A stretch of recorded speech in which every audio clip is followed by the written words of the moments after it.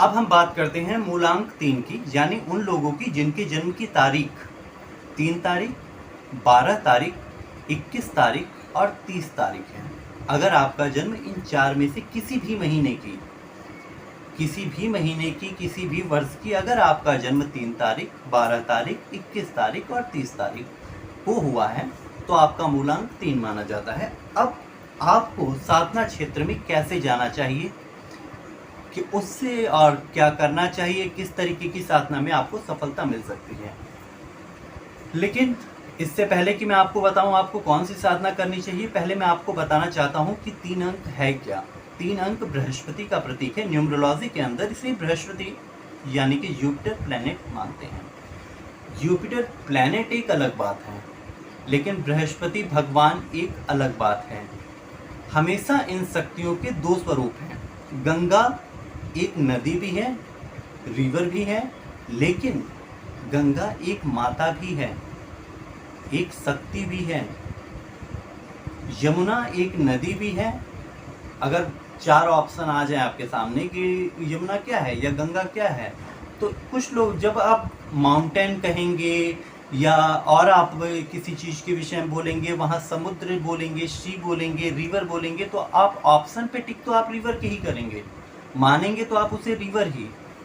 लेकिन पराविद्या में, जब हम पराविद्या में बात करते हैं तो वो एक रिवर मात्र नहीं है, वो एक देवी है। एक देवी, एक शक्ति, ऐसी शक्ति जो न जाने कितने प्रेतों को, कितने मसानों को, जैसे यमुना की ही उदाहरण ले लीजिए कि बुलाकी मसान को आश्रय देने वाली, तो रिवर आश्रय दे रही है, ऐसा नहीं है।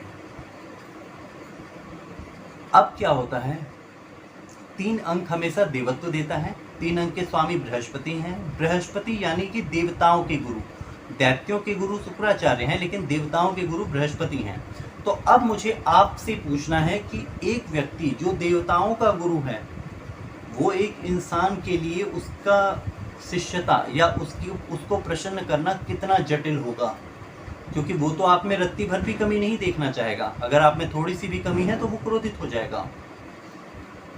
क्यों कहते हैं कि बृहस्पतिवार के दिन बाल नहीं कटवाने चाहिए, क्षौर कर्म वर्जित है, कपड़े नहीं धोती स्त्रियां बृहस्पतिवार के दिन, क्योंकि ये गुरु का बुरा प्रभाव देता है।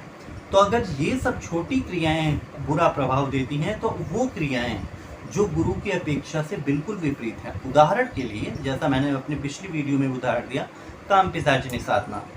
अब कहने को आप कोई कुछ भी कहता है कि हम समाज कल्याण के लिए काम पिशाचनी सिद्ध करना चाहते हैं, लेकिन कौन सा समाज कल्याण कर लोगे तुम काम पिशाचनी से? और किसी आप बेवकूफ़ बना रहे हो अपने गुरु को, तो गुरु वो आपका ऐसे ही नहीं बना। अगर वो आपका गुरु है तो वो इतना अच्छी तरह समझता है कि आप क्या कर रहे हो, क्या मांग रहे हो, क्या कहना चाहते हो, और आपके बोलने और करने में कितना अंतर होगा। खैर, हम पुनः अपने विषय पर आते हैं। तो देवताओं का गुरु आपसे सर्वश्रेष्ठ उत्तम चरित्र की अपेक्षा करेगा, उत्तम व्यवहार की अपेक्षा करेगा, वो आपको देवतुल्य ही बनाना चाहेगा। तो आपको हमेशा उन साधनाओं को करनी चाहिए जिनसे देवत्व प्राप्त हो। शिव का पंचाक्षरी जाप देवत्व दिलाता है।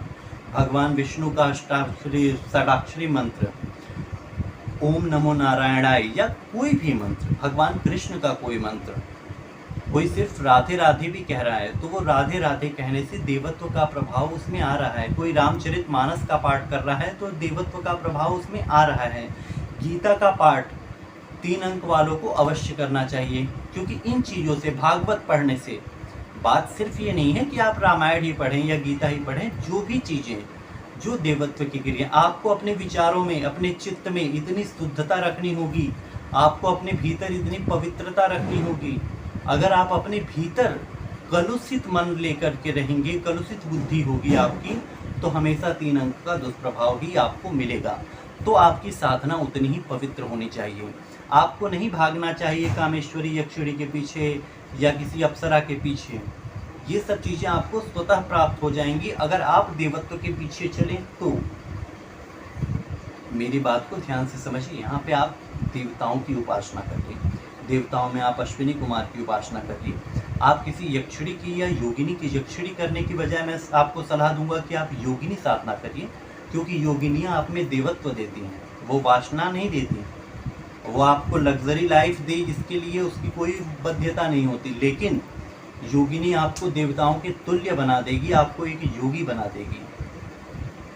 आप किसी भैरवी की साधना करिए तो भैरवी की साधना भी आपको देवत्व बनाएगी, वो भैरव के ही गुण लेकिन प्रदान कर देगी उन शक्तियों को। तो यहाँ आपकी सफलता की संभावना बन जाती है। एक बात और कि भी मैंने जो भैरवी साधना बोला, यहाँ इसका अभिप्राय कौल तंत्र या पंचमकार की क्रियाओं से नहीं है। मैं सिर्फ एक देवी की साधना करने की बात कर रहा हूँ, और देवी वो जिसका कोई शरीर नहीं, और इसमें किसी भैरवी को प्रत्यक्ष बनाने की कोई आवश्यकता नहीं होती।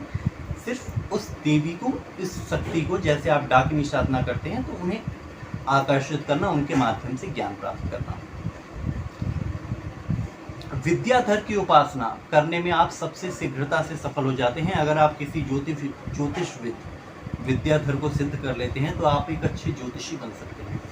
वो आपको बहुत कुछ सिखा सकता है। अगर आप एक आर्किटेक्ट भी हैं, आप कंस्ट्रक्शन लाइन से जुड़ा हुआ, सिविल इंजीनियरिंग से जुड़ा हुआ कोई काम करते हैं, तो भी आपको विद्याधर की साधना करनी चाहिए, ताकि वो आपको आपके क्षेत्र में पारंगत कर सके। कोई संगीत यंत्र बजाता है, उसे किसी संगीत का ढोलक, तबला इत्यादि किसी भी वाद्य यंत्र को बजाने का शौक है, वो उसे सीखना चाहता है, तो वो किसी विद्याधर की उपासना कर ले, वो कोई किन्नरी साधना कर ले, इस उद्देश्य के लिए कि वो इसे उत्तम कला सिखा सकें।